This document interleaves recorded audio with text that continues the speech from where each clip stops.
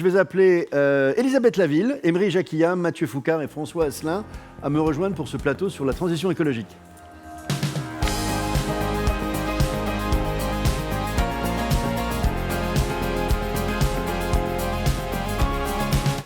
Viens là, viens là. Bonjour Emery. Non, ne te dérange pas. Installez-vous tous les quatre, merci de nous rejoindre. On va faire une transition, Nicolas. On évoquait tout à l'instant, Luc parlait de transition écologique, mais sans forcément la décroissance. On s'est dit que pour lancer cette table ronde, c'était intéressant de t'écouter sur le thème de la transition écologique et peut-être de la croissance économique. Est-ce qu'elles sont compatibles? Un mot d'intro, en tout cas. C'est pas qu'elles sont compatibles, c'est que la condition de la transition écologique, c'est la croissance, en fait. Parce que la transition écologique, c'est pas quelque chose qui tombe du ciel, c'est pas quelque chose qui se fait en restant sur son canapé et en regardant Netflix. La transition écologique, ça demande beaucoup d'intelligence, beaucoup d'innovation. Décarboner l'économie, faire de l'économie circulaire, c'est très complexe. Donc ça demande du travail et du capital. Ça demande beaucoup d'argent. Et donc si je voulais être un peu provocateur, je dirais il n'y aura pas d'écologie, il n'y aura pas de transition écologique s'il n'y a pas davantage de croissance, si on n'entre pas dans une espèce de mouvement d'hypercroissance. Et je suis très agacé de tout ce discours ambiant qui consiste à dire qu'en matière écologique, on ne fait pas bien, on va dans le mur, on n'en fait pas assez. Jamais écoutez bien ce que je vais vous dire, jamais dans l'histoire de l'humanité, un sujet n'a été pris autant à bras-le-corps que la transition écologique. Ça n'existe pas. Alors, j'entends dire on n'en fait pas assez. Évidemment qu'on n'en fait pas assez puisque le réchauffement climatique a déjà commencé. Donc c'est un sophisme. En fait, on n'en fera jamais assez. Donc la question, c'est pas de faire demi-tour ou de faire la révolution ou je ne sais quoi. C'est de se dire, on est dans la bonne direction. La France, qui est un très bon élève, l'un des meilleurs élèves du monde en matière d'empreinte carbone, réduit son empreinte carbone. Donc la question, c'est comment on va plus vite, mais surtout, comment on développe davantage de technologies de décarbonation et comment on les exporte pour décarboner le monde. Non pas seulement pour nous décarboner, nous, mais pour décarboner le monde. Et de ce point de vue-là, il faut qu'on arrête de taper sur tout ce sur quoi on est fort en France. On a tapé sur l'énergie, sur le nucléaire, on a vu ce que ça donnait. On tape sur l'aéronautique, il ne faut plus prendre l'avion. On tape sur l'automobile, il ne faut plus de voitures. Sur l'agriculture, c'est horrible, etc. Au lieu de se dire, c'est formidable, ce sont les secteurs dans lesquels les besoins de décarbonation sont les plus importants. Et on est fort là-dedans. On fait des avions, on a des super agriculteurs, on a de grandes coopératives agricoles, on a des constructeurs automobiles. Et donc, il faut absolument qu'on se dise, non, ce qu'on fait, c'est bien. Simplement, il faut le faire mieux, en allant plus loin, et bonne nouvelle du point de vue économique, c'est de la croissance. Elisabeth, je l'ai rarement vu aussi chaud. Il est bouillant, là. Il est chaud comme le climat. J'aimerais que tu réagisses à ça. Est-ce que tu es d'accord avec ça? Et je te rappelle qu'on est dans un événement qui s'adresse beaucoup aux TPE-PME, donc sans vouloir faire le focus uniquement sur la taille de l'entreprise face à ce magnifique défi, est-ce qu'on va y arriver à ce magnifique enjeu que nous propose Nicolas? Et est-ce que les boîtes à qui on parle aujourd'hui vont y arriver avec nous? Alors, j'ai l'impression que dans ce que dit Nicolas, il y a un point à minima dans lequel je me retrouve, qui est le fait que le verre du développement durable, il est toujours à moitié plein ou à moitié vide, selon qui le regarde et selon la façon dont on le regarde. Mais en fait, on regarde quand même la même réalité. C'est-à-dire qu'effectivement, on a fait une grande partie du chemin, et il reste une grande partie du chemin à faire. Moi, c'est pour ça, il y a 30 ans, que j'ai appelé Utopie. Donc, tout ça reste... Utopie, rappelons ce que c'est. Ça a été le premier cabinet de conseil créé en France, il y a 30 ans, sur ces sujets d'intégration des questions de développement durable RSE aux stratégies d'entreprise et des territoires. Donc oui, le verre, il est toujours à moitié plein, à moitié vide. Et de la même façon, la question qui est un peu dans ce que tu me poses là, c'est est-ce que c'est plus facile pour les grands groupes ou est-ce que c'est plus facile pour les PME? Est-ce que c'est plutôt une affaire de... Parce c'est que pareil. François l'évoquait ce matin, tout à l'heure, les grands sont plus équipés que les TPE a priori, oui, parce qu'il faut choisir ses combats parfois aussi. Oui, mais enfin quand même, tout ça peut être nuancé, à nouveau moitié plein, moitié vide. Moi, quand j'ai commencé... tous les pionniers de ce mouvement sont des PME, d'accord? Donc oui. Ça, c'est sûr. Au point qu'il y a 30 ans, les exemples que je donnais dans des conférences, c'était forcément des PME, en France à l'international. Et à ce moment-là, les grands groupes venaient me voir en me disant « Ah, mais c'est super intéressant ce que vous racontez, mais vous comprenez, eux, ils sont 300, 3000. Nous, on est 30 000, 300 000. Donc, c'est pas possible pour nous. » Aujourd'hui, et comme il faut évidemment transformer les grands groupes, parce que c'est là qu'on a le plus d'impact, j'essaie de donner plus d'exemples de grands groupes. Et du coup, les PME viennent me voir en me disant « Ah, mais c'est hyper intéressant ce que vous dites, mais vous comprenez, c'est facile pour eux parce qu'ils sont 30 000, 300 000 avec les moyens qui vont avec, alors que nous, on est 3, 30, etc. » Donc, le point, et c'est fondamentalement dans l'être humain, je pense, on a toujours l'impression que c'est plus facile pour les autres. Ouais. Et comme disait le philosophe Alain, le secret de l'action, c'est de s'y mettre. Mais quand même, où qu'on soit, mais si on regarde la réalité, c'est que moi, je pense, et d'ailleurs, dans les sociétés à mission, dans le label Bicorp, on a les 2/3 des entreprises qui sont engagées là-dedans sont des PME et des entreprises même de moins de 50 ou 100 salariés. Donc, on a quand même des grands groupes. Évidemment, cette proportion d'entreprises PME au regard des 150 000 ou je ne sais plus combien on en a en France, c'est rien du tout. Mais néanmoins, c'est de là que vient la dynamique. Et ensuite, c'est la fameuse psychologie des minorités actives de Serge Moscovici dans les années 70. Ça commence par un petit groupe de petits acteurs conscients, engagés. Et l'objectif, évidemment, est que ça gagne aussi rapidement que possible la majorité silencieuse. Donc c'est vrai que j'ai tendance à penser que c'est plus facile en réalité pour une PME parce que c'est plus facile de faire tourner un kayak qu'un paquebot. Bien sûr. Parce que qui dit PME dit ancrage territorial plus fort, dit chaîne plus courte de décision, dit plus grande agilité et même, j'ai envie de dire, plus grande antifragilité dans la période actuelle. On va voir que l'adaptation, je crois que la BPI disait l'autre jour, l'adaptation sera le mot-clé de 2024. C'est plus facile pour une plus petite entreprise de s'adapter à un contexte économique changeant. Donc il y a plein de raisons qui font, et les PME ont besoin de ça pour se différencier. Qui dit PME dit souvent marché encombré, donc il faut se différencier pour attirer les talents et les garder, il faut se différencier en termes d'offres, il faut se différencier pour émerger sur un marché encombré face à des gros donneurs d'ordre, etc. etc. Et l'engagement sur la transition écologique et solidaire, sur le développement durable, la RSE, vous l'appelez comme vous voulez, c'est un facteur pour faire ça. Et la bonne nouvelle, c'est qu'évidemment, c'est un facteur pour faire ça, à condition, c'est le point sur la croissance, qu'on ne le mette pas à côté du business, mais dans le business. C'est-à-dire qu'on en fasse un levier dans le modèle économique et pas un truc sympa géré en silo à côté par un responsable RSE que personne n'écoute. J'en profite pour dire que tu viens de publier un bouquin qui est L'entreprise hyper locale, qui est sous-titré aux éditions Pearson, qui est sous-titré « Réinventer les modèles économiques à partir des territoires », qui est un sujet qui est cher à François Asselin et à la CPME. Emri Jacquia, vous êtes le président de la CAMIF, cofondateur des entreprises à mission. La CAMIF, c'est une reprise en 2009 déjà, sur un modèle justement de l'économie circulaire et de l'impact, qui est devenue entreprise à mission en 2017. Alors c'est quoi aujourd'hui l'entreprise à mission et comment on vit à l'intérieur de la CAMIF aujourd'hui pour réussir votre rêve ? Une entreprise à mission, c'est tout simplement une entreprise qui met au cœur de son modèle une mission avec un impact positif pour la société. Et probablement, l'entreprise est le plus puissant levier de transformation de la société qu'on ait à disposition. Aujourd'hui, l'urgence, c'est de passer à l'action et d'engager la transformation de nos modèles. J'ai eu l'occasion de faire ça avec CAMIF en 2009, quand j'ai repris la CAMIF, qui était une coopérative qui avait été créée en 1947 par des instituteurs, que j'ai relancé en 2009 sur un modèle très différent pour en faire une alternative à ce qu'a fait la grande distribution et à ce à quoi j'ai assisté moi en tant qu'entrepreneur. J'avais monté ma boîte à 23 ans dans le e-commerce en 1995 avec Matelsum. Je commençais à vendre des matelas par téléphone et par Internet. C'est-à-dire des grands distributeurs qui ont toujours été chercher plus loin, moins cher ailleurs. Et moi, j'ai fait le pari à ce moment-là qu'on pouvait privilégier peut-être une proposition de valeur qui mise sur le local, sur la qualité, sur le durable. C'est ce qu'on a fait avec CAMIF. Personne ne parlait du Made in France en 2009, c'était très ringard.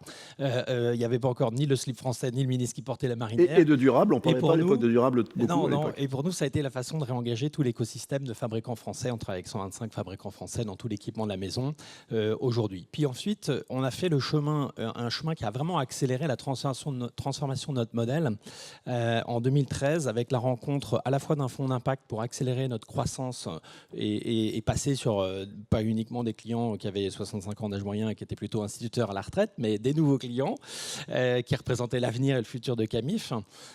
Et puis la rencontre de chercheurs qui, pendant la crise financière de 2008, Blanchet-Grestin et Armand Hatchuel de la chaire théorie de l'entreprise à l'École des mines de Paris, se sont dit c'est pas une crise financière à laquelle on assiste, c'est la crise de l'entreprise. Et au fond, on a oublié pourquoi l'entreprise existe, à quoi elle sert. À force d'avoir mis le profit au-dessus de tout, on a été dans le mur. Et eux se sont dit, en fait, il y a une question fondamentale à laquelle tout le monde doit répondre, c'est au fond pourquoi l'entreprise existe. à quoi elle sert et comment aujourd'hui elle peut être utile pour la société, utile par rapport aux défis qui sont devant nous.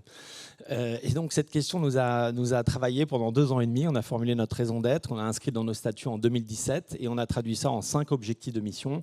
Le premier, et ce n'était pas forcément quelque chose qu'on avait en tête quand on a relancé Camif, c'est de soutenir et de défendre une consommation plus responsable. Moi, je crois à un monde où on va consommer moins, mais on va consommer mieux. Et je crois que dans ce monde-là, on peut créer de la valeur, on peut d'ailleurs créer des valeurs, une valeur économique, mais aussi une valeur sociale et environnementale. On a également un enjeu au cœur de notre mission qui est d'accélérer la transformation de la filière de l'équipement de la maison autour d'une économie plus circulaire. Je crois fondamentalement que l'avenir de l'économie, c'est une économie plus locale et plus circulaire.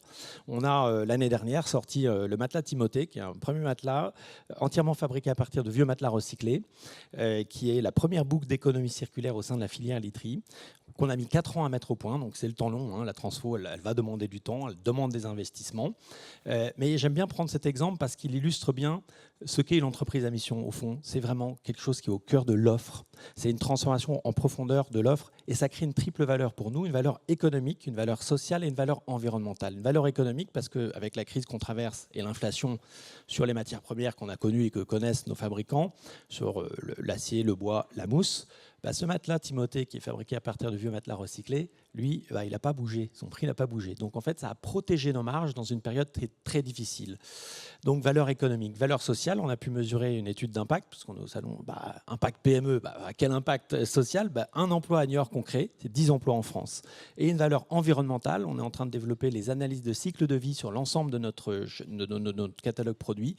Ce matelas, c'est 45% de CO2 en moins que le même matelas s'il était fabriqué à l'autre bout de la planète, avec des matériaux classiques. Donc voilà, on arrive à réconcilier, et je crois que ça va être l'enjeu de cette transition, l'économie avec les enjeux environnementaux et sociaux. Et on arrive à créer cette triple performance qui est au cœur du modèle des entreprises à mission. Je rappelle aujourd'hui, c'est à peu près 1400 sociétés à mission en France depuis la loi Pacte, qui est passée en 2019. Absolument. Toute taille, mais 81% sont des PME. Et donc je crois que c'est un modèle qui est très accessible. Et aujourd'hui, pour réussir la transition écologique, je pense que la première question, c'est quelle est notre raison d'être, pourquoi on existe. La deuxième, c'est se doter d'un cadre qui est structurant pour nous accompagner sur cette transformation qui va prendre du temps, qui va aligner l'ensemble des parties prenantes, les actionnaires, les collaborateurs, et qui va rendre crédible l'engagement que veut prendre l'entreprise. Parce que les Français, on a fait un sondage là-dessus, attendent que les entreprises s'engagent. 91% des Français souhaitent que les entreprises s'engagent. Ce n'est pas juste qu'elles soient responsables, c'est qu'elles contribuent positivement. Et c'est ça qui va créer, on l'a dit tout à l'heure, un levier d'engagement très fort des collaborateurs, qui aura un impact positif évidemment sur la marque employeur. On le voit sur les sociétés à mission. Je discutais l'autre jour avec la nouvelle présidente de la communauté des entreprises à mission, que j'ai cofondée en 2018, Crédit Mutuel Arkea. C'est 36% de CV en plus qu'ils reçoivent quand ils ont une offre d'emploi depuis qu'ils sont passés de société à mission. Ah oui. Donc levier d'engagement. Levier d'innovation, ça nous bouscule, ça nous oblige à revoir nos modèles.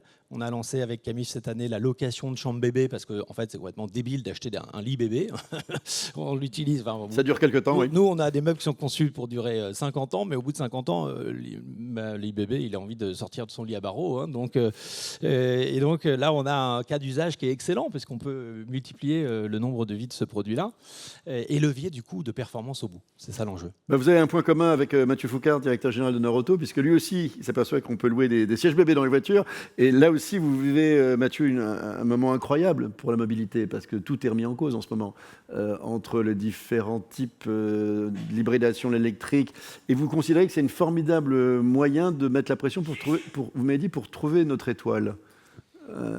Oui, exactement. En fait, donc Norauto a 53 ans et moi, j'ai rejoint l'entreprise il y a 27 ans. Donc, je suis un peu un dinosaure dans cette entreprise que je dirige. Et tout au long de ma carrière, je me rassurais parce que petit à petit, on avait des équipes qui prenaient des engagements, un peu de responsabilité sur la sécurité routière, où on avait quelques engagements sur l'environnement. Et il y a quelques années,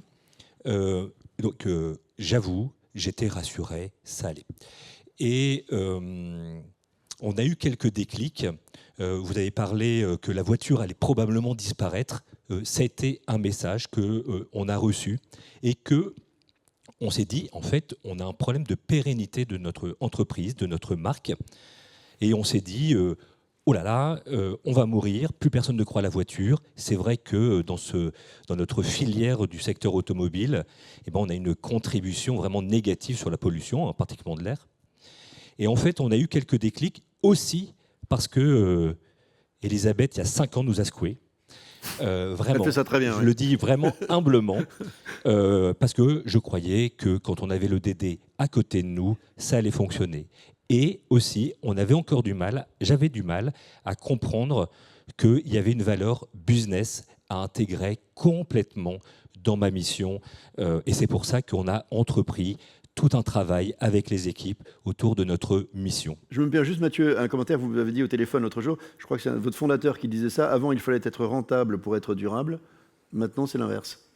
Exactement. Du coup, c'est ça votre guide. Et alors, justement, ça change quoi aujourd'hui dans votre quotidien d'acteur de l'automobile? Qu'est-ce qui change? Quelles sont vos actions à vous pour favoriser cette transition écologique? Au début, il y a quelques années, on était complètement perdus sur la façon d'aller chercher ça. Et donc, quand on dit il faut décarboner son activité, qu'est-ce que ça veut dire? On a peu de data, on ne sait pas très bien actionner les bons leviers. Et donc, évidemment, on a fait notre bilan carbone. Enfin, pour moi, c'est la première chose à faire. Et en fait, le truc incroyable qui nous est apparu, c'est que 67% de nos émissions étaient notre offre produit-service. Vous parliez du lit, etc., du matelas.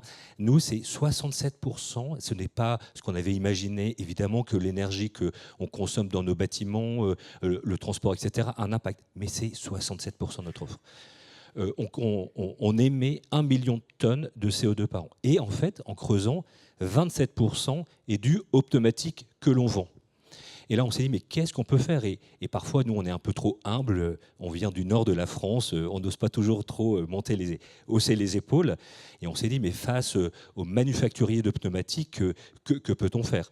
Pour décarboner le pneumatique, il y a 3 solutions. C'est soit des pneus très haut de gamme, qui ont un roulement très faible, soit c'est de l'éco-conception, ou alors vous reconditionnez du pneu. Reconditionner du pneu, nous, on est distributeurs, c'est pas possible. Et en fait, on a eu une audace incroyable où à Béthune, dans le nord de la France, une usine a été quittée par son propriétaire, un manufacturier, et on a décidé de stopper notre mentalité d'économie linéaire pour aller sur du circulaire, où on a tout un cercle vertueux. On récupère 20 000 tonnes de pneus grâce à nos clients, on les envoie dans l'usine, 80% de ces pneus sont réhabilités, on n'utilise que 20% de nouvelles matières.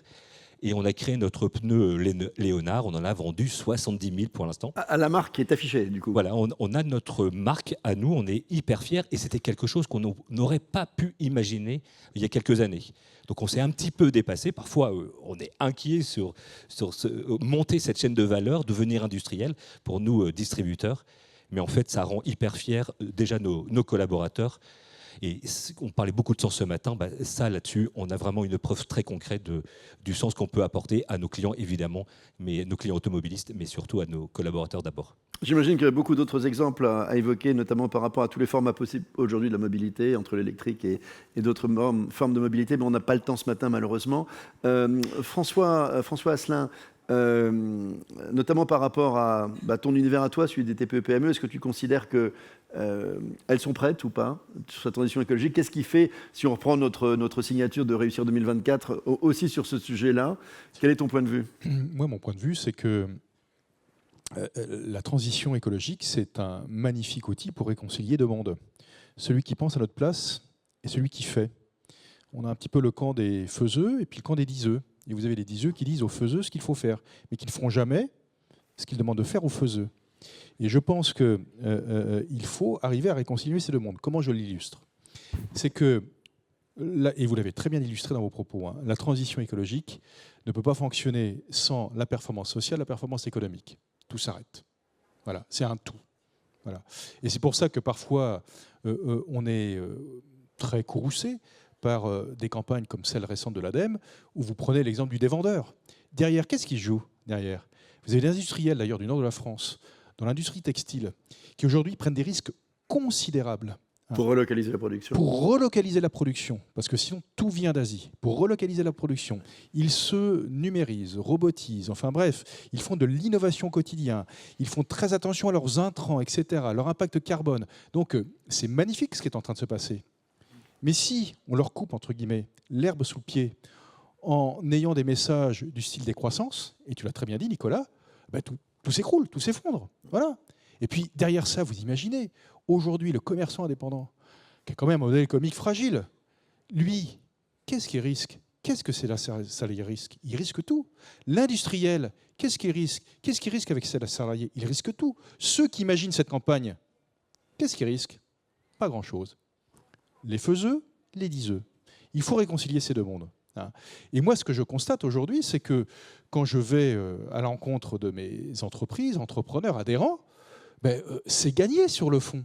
Tous se posent la question de comment je vais pouvoir décarboner mon activité, la manière de servir mes clients, la manière de produire, la manière de gérer mes effectifs, comment je vais pouvoir décarboner mon activité, parce que on est tous des citoyens, quoi, bien qu'il se passe quelque chose, quoi. Et la question de durabilité, évidemment, la rentabilité, c'est le pilier économique, ça on ne peut pas l'abandonner, mais la question de durabilité est devenue centrale. Donc ça, c'est une bonne nouvelle. En revanche, la méthodologie qu'on va employer pour y arriver et la temporalité sont essentielles. C'est-à-dire que si vous voulez aller trop vite, vous allez en perdre en cours de route. Si au niveau de la méthodologie, tout tombe d'en bas pour aller tout tombe d'en haut pour aller en bas, on risque là aussi d'en perdre. D'où notre idée de test PME. C'est tout bête ce qu'on demande. Apparemment, on a bien progressé ce matin. On a bien progressé ce matin. Je suis content parce que ça fait 2 ans qu'on porte cette idée. Je vais tous les trimestres à Bruxelles pour expliquer, etc. J'ai rencontré Thierry Breton, etc. Maintenant, ça commence à faire partie de leur mot de langage. Mais il faut le rendre possible parce que vous avez une immense majorité de gens de bonne volonté, bon sang de bonsoir. J'ai engagé dans ma propre entreprise l'action Décarbone Action. Je voulais le faire pour ne pas être le dernier de la classe. Vous savez, le fameux coq vert. C'est très intéressant, cette démarche. Pourquoi? Parce que vous emmenez tous vos collaborateurs, toute l'entreprise. Et là, on s'aperçoit tous que cette question de transition écologique, ce n'est pas que le patron, ce n'est pas que la personne de l'entreprise, c'est tout le monde. Et là, d'un seul coup, ça fait un petit peu drôle, quoi. Et on trouve des solutions intéressantes, intelligentes. Mais si demain, à ces mêmes collaborateurs qu'on emmène dans une démarche vertueuse qui part du bas, on leur dit écoutez, maintenant, je vais vous dire, il y a la cotation extra-financière qui arrive, il y a à peu près 1000 data points à remplir, etc. Moi, tout seul, je ne pourrais pas le faire, pardonnez-moi, mais je vais vous demander de travailler là-dessus, sans oublier de continuer à faire ce que vous faites au quotidien. Ils en ont déjà par-dessus la tête, mais là, je perds tout le monde. Et c'est dommage, parce qu'on est tous d'accord. Voilà. Et nous, à la CPME, on essaye de réconcilier ces deux mondes, le monde des faiseux et le monde des diseux. Merci. Nicolas, je te propose un mot de conclusion, simplement, pour ça, la fin de matinée. Non, mais je voudrais ajouter 2 choses. Ce ne sera pas un mot de conclusion, mais je voudrais ajouter 2 choses. Je dis quand même un tout petit mot de la campagne de l'ADEME, parce que, au fond, ce que dit l'ADEME sur le fond est tout à fait juste. C'est-à-dire l'idée qu'il faut essayer de garder plus longtemps ce qu'on achète, de les faire réparer, de les recycler, etc. Tout ceci est juste. Ce qui est très malheureux, c'est en effet, comme l'a dit François, l'idée du dévendeur. Parce que je disais tout à l'heure, vous savez, il y a beaucoup de gens dans notre pays, c'est des commerciaux, c'est des vendeurs. Il faudrait leur expliquer que ce qui est bien, c'est l'inverse. C'est pas possible de mépriser les gens comme ça. On aurait dit, regardez, de plus en plus, il y a des commerces de réparation qui s'ouvrent et il faut aller les voir. On disait la même chose de façon très positive, en disant regardez, la réparation c'est formidable, c'est des emplois, c'est des gens qui d'ailleurs parfois n'ont pas tous fait Bac+13, et donc ça offre aussi des perspectives d'ascension sociale à des gens qui n'ont pas eu la chance de rester longtemps à l'université ou dans les grandes écoles. Et là, on disait la même chose en envoyant un signal qui est positif. Et ceux qui ont parfaitement compris ça, c'est absolument fascinant. C'est les Américains qui, aujourd'hui, mènent une stratégie de réindustrialisation par la décarbonation. Ils mènent 2 fronts, notamment avec ce qu'on appelle l'IRA, l'Inflation Reduction Act. Ils ont mis en place une politique qui est une politique tout à la fois de réindustrialisation et de décarbonation, avec des résultats qui sont des résultats tout à fait exceptionnels. Alors, pour terminer sur une bonne nouvelle, parce que, en fait, on se met toujours des claques en France. Je vais vous dire quelque chose qui est passé complètement inaperçu, qui est dans la loi de finances 2024. On a un nouvel outil, alors je ne suis pas porte-parole de Bercy, mais on a un nouvel outil qui s'appelle le crédit impôt industrie verte, qui est copié sur l'IRA américain. C'est la même chose. C'est un magnifique système de crédit impôt. Donc pour une fois, au lieu de dire ah, les Américains, regardez, c'est scandaleux, ils font des crédits d'impôt, c'est des méchants, etc., bah, on a, à mon avis, adopté la bonne stratégie qui est de faire comme eux, la même chose. Donc vous voyez, il y a quand même des choses qui vont dans le bon sens. Et moi, j'étais passionné par ce que disait Mathieu Foucard sur Noroto, et j'aurais juste une toute petite question à vous poser. D'après ce que je comprends, c'est une mutation très importante pour Noroto. C'est peut-être la mutation, la transformation la plus importante depuis que la marque existe ? C'est exactement ça. Et en fait, vous avez 700 points de vente, dont beaucoup de franchisés, qui nous disent « Mais qu'est-ce que vous faites là-haut ?» Et en fait, il y a les faiseux là-haut au siège, etc. Et il y a les diseux. Oui. Et en fait, il faut réconcilier aussi nos équipes. Vous parliez de des vendeurs, etc. Pour nous, c'est insupportable. On appelle ça les copilotes, parce que nous, on accompagne les automobilistes. Pour vendre des pneus recyclés, il faut bien que quelqu'un les vende. Exactement. Et donc, je conclus juste là-dessus. On ne peut pas dire qu'il ne se passe rien et qu'on ne fait rien. Puisque vous avez une entreprise comme celle-là, une marque que tous les Français connaissent, qui opère sa transformation la plus importante de toute son histoire. Donc c'est pas possible de dire qu'on fait rien. Voyez ? Donc les gens, il faut les pousser. On parlait tout à l'heure de travail, de motiver les gens. Il faut les pousser à aller dans cette direction plutôt que d'arrêter, plutôt que de dire en permanence que ça va pas. Parce qu'il y a des gens dans notre pays, notamment à l'Assemblée nationale, ça va jamais de toute façon. Non, mais même quand une grande famille donne 10 millions d'euros au Resto du Cœur, ça va pas, parce qu'il faudrait donner plus, ou c'est pas comme ça va pas. Bah si, il y a des gens qui font des choses bien et il faut les encourager, et notamment dans le domaine écologique. N'oublions jamais le proverbe africain, l'arbre qui tombe fait plus de bruit que la forêt qui pousse. Merci à tous, bonne journée.